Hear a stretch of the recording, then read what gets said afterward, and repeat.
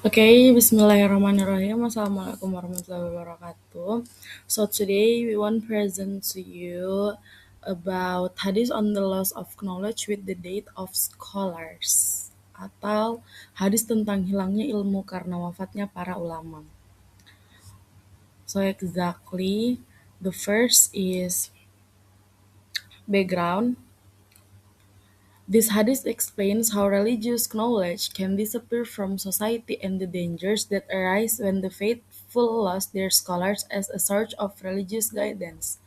Jadi hadis ini menjelaskan bagaimana ilmu agama dapat hilang dari masyarakat serta bahaya yang muncul ketika umat kehilangan ulama sebagai sumber bimbingan agama. This theme is highly relevant to today's circumstance, especially in the digital age when religious information is ready available, but not all of it comes from accurate and reliable source. Jadi tema ini sangat relevan dengan kondisi kita saat ini, terutama di era digital sekarang, yang dimana informasi dapat didapat dari mana saja dengan sangat mudah. Tetapi tidak semuanya berasal dari sumber yang akurat dan terpercaya. So the next.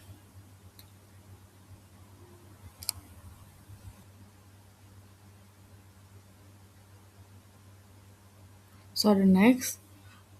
An Abdullah bin Amr bin As radhiyallahu anhu maqala Sami'tu Rasulullah sallallahu alaihi wasallam yaqulu innallaha la yaqbidul ilma intiza'an yantazi'uhu minal ibad walakin yaqbidul ilma biqabdil ulama hatta idza lam yubqi aliman ittakhadhan nasu ru'usan juhalan fasu'ilu fa'aftau bighairi ilmin fadallu wa adallu.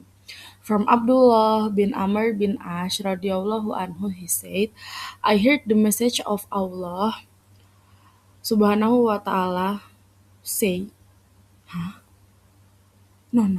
From Abdullah bin Amr bin As radhiyallahu anhu he said, I heard the messenger of Allah subhanahu wa ta'ala say, indeed Allah does not take away knowledge by snatching it directly from his servant.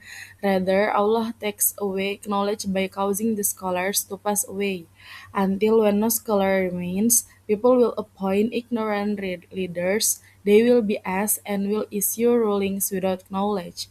Thus they will go astray and lead others astray. Hadis riwayat Bukhari dan Muslim. The mean is dari Abdullah bin Amr bin Ash radhiyallahu anhu, ia berkata, aku mendengar Rasulullah shallallahu alaihi wasallam bersabda, sesungguhnya Allah tidak mencabut ilmu dengan mencabutnya langsung dari para hambanya. Akan tetapi Allah mencabut ilmu dengan mewafatkan para ulama. Hingga ketika tidak tersisa seorang alim pun, manusia mengangkat pemimpin-pemimpin yang bodoh. Mereka ditanya lalu memberikan fatwa tanpa ilmu. Akhirnya mereka sesat dan menyesatkan orang lain. Hadis riwayat Bukhari dan Muslim. Nah, pada hadis ini, inti dari hadis ini adalah bahwasannya Allah tidak menghilangkan ilmu secara tiba-tiba dari manusia. Ilmu hilang karena para ulama yang menguasai dan mengajarkannya wafat satu persatu. Nah, ketika ulama semakin sedikit, masyarakat akan mencari pemimpin atau tokoh agama yang sebenarnya tidak memiliki ilmu yang cukup. Akibatnya, mereka dapat memberikan fatwa atau pendapat yang salah sehingga menyesatkan diri sendiri dan orang lain. Next. Kok nggak bisa di next ini?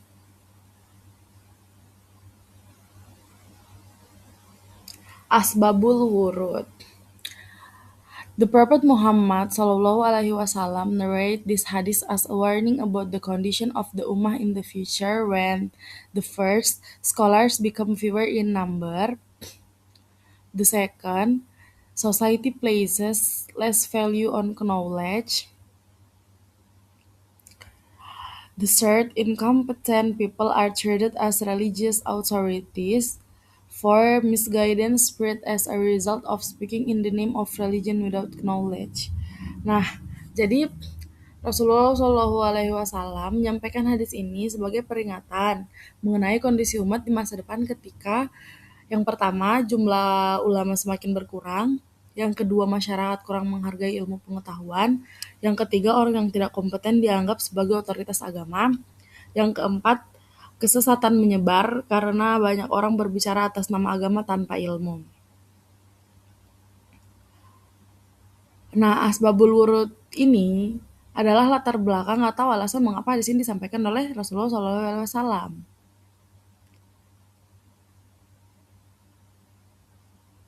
Jadi, di keadaan seperti ini dapat menyebabkan kesalahan pemahaman dan penyimpangan dalam ajaran agama. So, the next,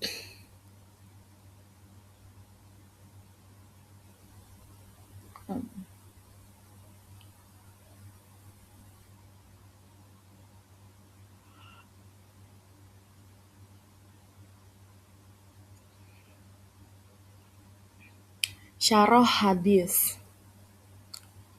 A. Knowledge isn't lost overnight. B. The loss of knowledge occurs with the passing of scholars. The third, the rise of incompetent leaders. The first, acknowledge isn't lost overnight. Innallaha la yaqbidul ilma intiza'an. In other words, God does not cause all people to suddenly forget the knowledge they possess. Knowledge will endure as long as there are people who study, teach, and apply it. This demonstrates that knowledge is passed down from one generation to the next. Jadi, yang pertama dengan kata lain, Allah itu tidak membuat seluruh manusia tiba-tiba melupakan ilmu yang mereka miliki. Ilmu akan tetap ada selama masih ada orang yang mempelajari, mengajarkan, dan mengamalkannya. Hal ini menunjukkan bahwa ilmu diwariskan dari satu generasi ke generasi berikutnya. So, but the loss of knowledge occurs with the passing of scholars. Hilangnya ilmu terjadi karena wafatnya ulama. Walakin yakbidul ilma biqabdil ulama. Scholars are not merely repositories of information but also guardians of correct religious understanding. When a scholar passes away, a portion of their knowledge, experience, wisdom, and ability to explain the religion is also lost. Therefore, the death of a scholar is a great loss for the Muslim community.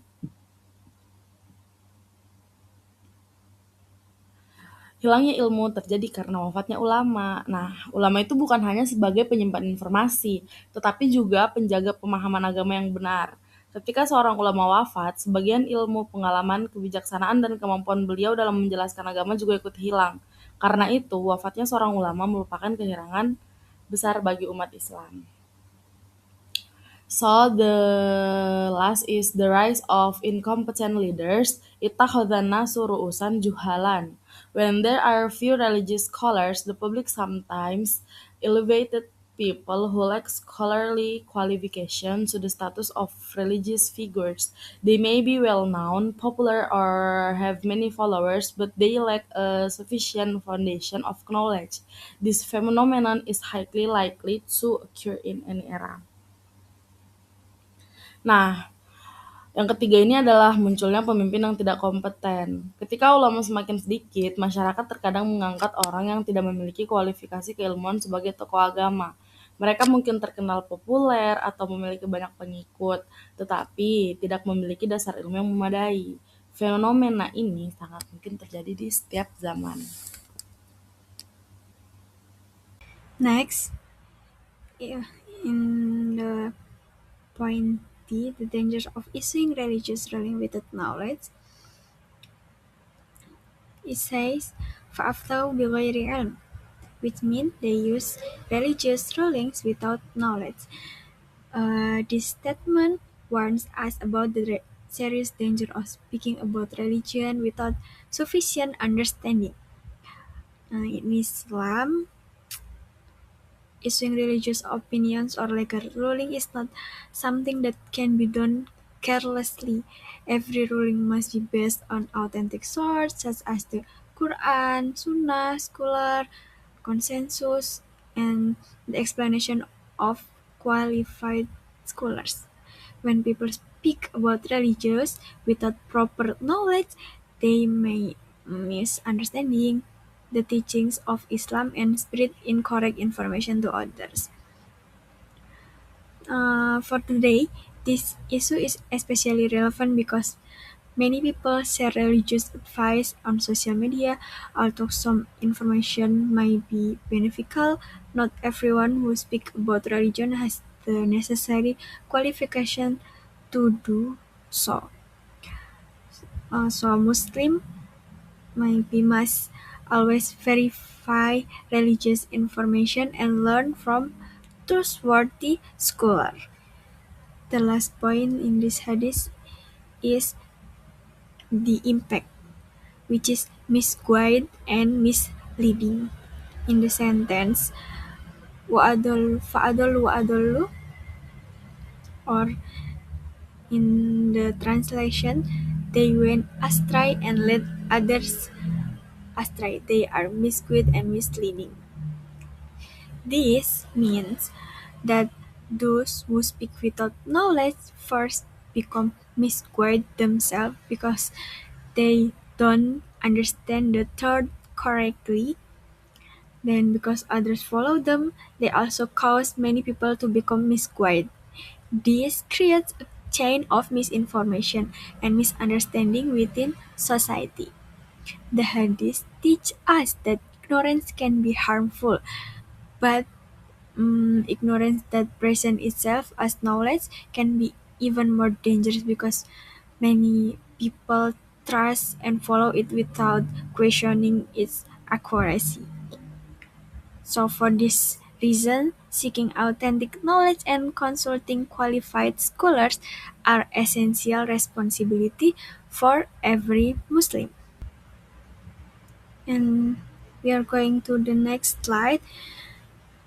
So, to gain a deeper understanding of this hadith, we can look at the explanation provided by two renowned at the explanation provided by two Islamic scholars, which is Imam Nawawi and Ibnu Hajar al-Asqalani. First, according to Imam Nawawi, this hadith demonstrates the great virtue and importance of knowledge and scholars. He explained that scholars serve as protectors of religious understanding and help preserve the purity of Islamic teaching. As long as scholars are present, they can guide people, correct misunderstanding, and prevent deviation. However, when scholars become fewer in number, the possibility of religious error, confusion, and innovation increase significantly. This highlights why the Muslim community must appreciate, support, and learn from scholars. And according to Ibnu Hajar al-Asqalani, in the book Fathul Bari, he provides another important perspective in his famous work that in this Fathul Bari. He explained in his book that the loss of knowledge doesn't mean that books disappear or that written knowledge vanishes.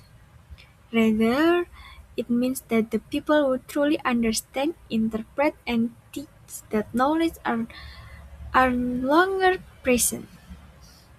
Books might still exist in a library or online, but without knowledge able scholars to explain them properly, many people may misunderstand their content.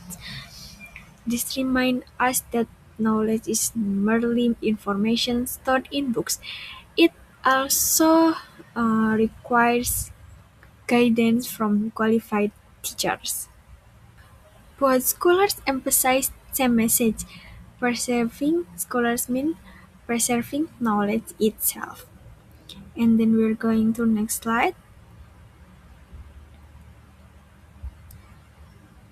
Nah, morals that we can be learned from this hadith is first, Knowledge is a blessing that must be preserved. Knowledge helps people distinguish between right and wrong and guides them toward right thoughts, action, right. And the second is scholars play a vital role in preserving the religion because they dedicate their life to learning, teaching, and guiding others according to authentic Islamic teaching. The third one is seeking knowledge is an obligation for Muslims. Continuous learning helps us strengthen our faith and protect ourselves from misinformation. Fourth, one must not speak about religion without knowledge, because when we are unsure about a religious matter, it's better to ask qualified scholars rather than rely on our assumption. Next is the importance of respecting teacher and scholar. So the five reasons tell us to respect their teachers and scholars because they are the inheritors of the prophets and the transmitter of knowledge. Next point is the importance of choosing reliable source of knowledge. Not all information found on the internet is reliable, so verification is extremely important to know.